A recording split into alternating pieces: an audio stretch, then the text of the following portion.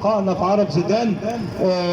هنسمع اخونا وزميل الدراسه والاستاذ المدير العام الاستاذ جمال الشرقاوي.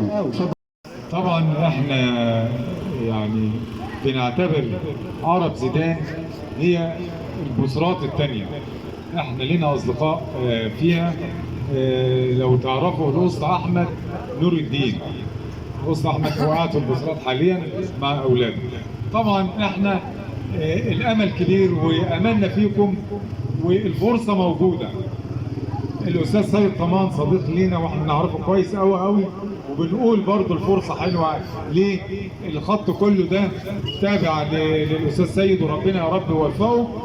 وبنتمنى ان احنا البصرات وعرب زيدان او اللي بتتمثل في الاستاذ سيد طمان نبقى في الاعاده، ونتمنى احنا والاستاذ سيد نكون في الاعاده، وان شاء الله نقف مع بعض ونكون ايد واحده مع بعض.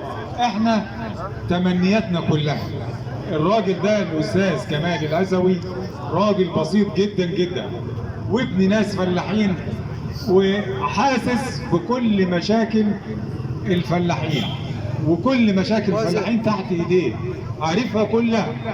كل مشاكل الفلاحين الاستاذ كمال عارفها.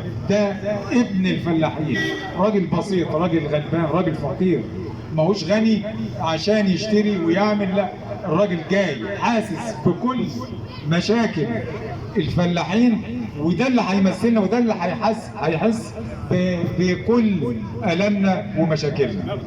وانا شاكر لكم المقابله الجميله، لان طبعا احنا راجل واحد بس يكفينا من عرب زيدان، لان عرب زيدان كلها رجاله. وشاكر منكم المقابله الجميله.